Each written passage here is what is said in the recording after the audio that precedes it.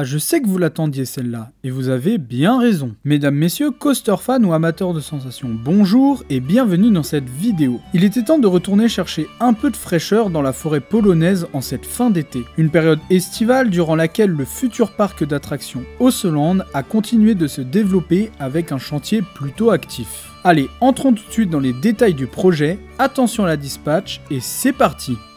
La principale information que nous pouvons retenir des dernières images qui nous sont parvenues est que de nombreux bâtiments sont bientôt finis, et ce, notamment au niveau de l'entrée du parc. Faisant partie d'un des éléments signature d'un parc d'attractions, l'entrée représente le premier élément qu'un visiteur observe en arrivant. Il est donc nécessaire de soigner ce premier aperçu. Össeland n'a pas fait les choses à moitié avec l'immense portail constitué d'immenses statues très détaillées. L'avancement du chantier permet de se rendre compte que cette impressionnante porte d'entrée ne mène pas directement dans le parc, mais dans une sorte d'hub.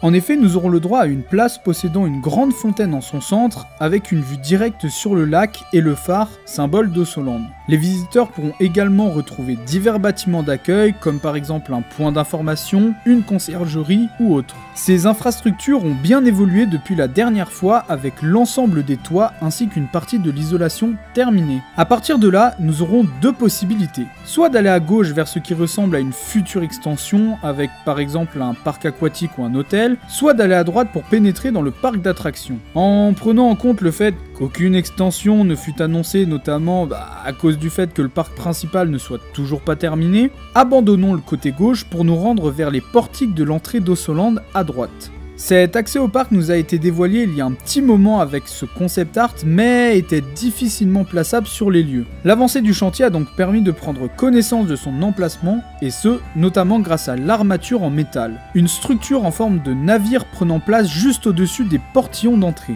Un portail d'apparence simple, mais plutôt joli, permettant aux visiteurs d'arriver dans la première zone thématique du parc. Il faut imaginer cet endroit probablement comme la Main Street locale. Formant une sorte d'esplanade entourée de nombreux bâtiments, cette zone regroupa un grand nombre de services avec par exemple un grand restaurant ou encore une boutique. Comme pour les édifices de l'entrée, tous les toits et murs semblent terminés, laissant apparaître leur forme finale. Avec une ressemblance frappante aux maisons scandinaves, la zone s'annonce très belle et devrait contenir le carrousel du parc ainsi qu'un Starflyer.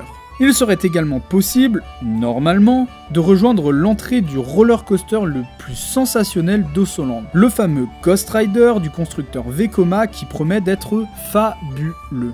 Un élément thématique non négligeable est aussi apparu durant ces derniers mois. Il est désormais possible d'observer l'ensemble du mur de pierre qui délimitera les quais du lac, une paroi bourrée de détails très impressionnantes. Pour finir sur cette zone, il est important de noter que les deux dracars situés sur le lac possèdent maintenant leur forme finale. Les détails sculptés permettant une imitation bois sont hallucinants. Il est même possible de voir les premiers coups de peinture sur l'un des mâts. En tout cas, il me tarde de découvrir cette partie du parc qui devrait être la première terminée.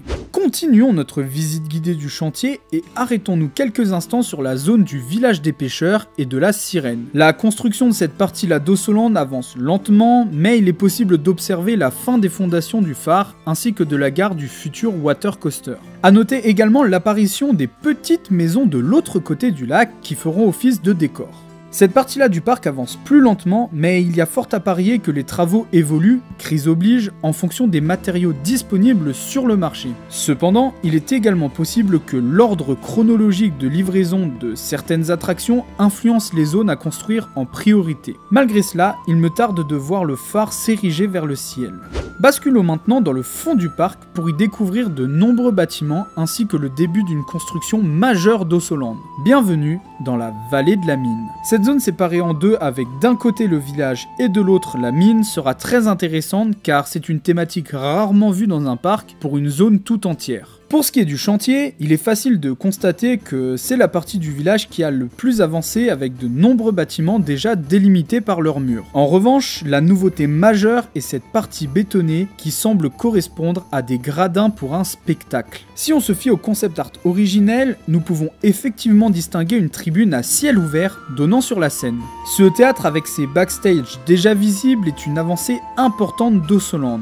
Cependant, la construction de l'autre partie de la zone qui contient le Family Coaster ainsi que la grande usine n'a toujours pas commencé. Usine qui d'ailleurs pourrait tout à fait contenir un Dark Ride ou une autre attraction du genre. Dans tous les cas, cette zone minière avance bien et il sera très intéressant de voir apparaître les premiers détails ainsi que la fin de la construction du théâtre. Finissons en beauté notre tour du chantier avec la dernière zone qui n'est autre que celle des Vikings. Menteur, c'est pas la dernière zone car il y a aussi celle de Baltambria. D'accord, c'est vrai, j'ai menti. Alors, parlons du chantier du royaume de Baltambria.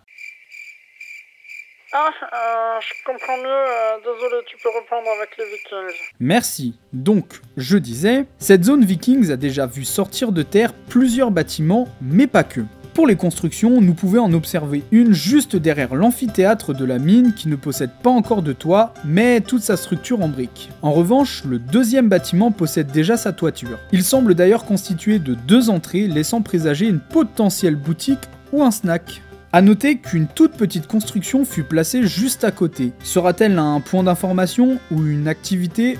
Difficile de savoir pour l'instant. Par contre, s'il y a bien une chose de sûre, c'est que les décors seront magnifiques. Il est déjà possible d'en observer 2 dans cette zone Vikings. Le premier étant une demi-tête de viking reposant sur un rocher avec un niveau de détail, mais juste appréciable de fou. Ce décor semble d'ailleurs marquer la frontière entre la zone viking et celle de la mine. Pour le deuxième élément décoratif, rapprochons-nous du futur parcours de rafting pour observer cette magnifique arche. Les statues sur les côtés ainsi que les gros rondins de bois sont très réalistes et ressemblent à une entrée de village ou d'un sanctuaire.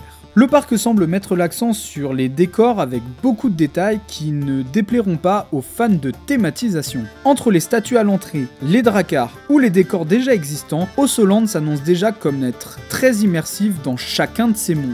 Ces 2 derniers mois ont permis au chantier du parc d'avancer. Il est enfin possible de distinguer les lignes du parc et surtout de commencer à se rendre compte des dimensions d'Ossoland. Malgré ces dernières semaines très actives, je pensais tout de même que le chantier avancerait plus vite, avec pourquoi pas l'arrivée des premiers rails de coaster, voire même de la première attraction. Une chose est sûre à présent, l'ouverture d'Ossoland prévue pour 2024 n'est point envisageable. Quand on compare aux autres parcs en construction comme Universal Epic Universe, toute proportion gardée, qui n'ouvre qu'en 2025 alors que le chantier a déjà bien commencé. L'ouverture du nouveau parc polonais semble plutôt se dessiner vers l'horizon 2025, voire 2026 au plus tôt. Dans tous les cas, il va devenir de plus en plus intéressant de suivre la construction d'Ossoland et vous pouvez compter sur moi pour vous tenir au courant dès que des images intéressantes nous parviendront. C'en est tout pour cette vidéo, merci de l'avoir regardée. N'hésitez pas à soutenir mon travail en likant, partageant ou en vous abonnant à la chaîne si ce n'est pas déjà fait. La prochaine vidéo sur Ossoland sortira dès que des infos croustillantes arriveront et je vous assure qu'il n'y en a pas tant que ça pour l'instant, d'où les vidéos assez espacées. Je vous invite également à me suivre sur les réseaux sociaux et notamment TikTok où vous pourrez retrouver tous les 1 minute un coaster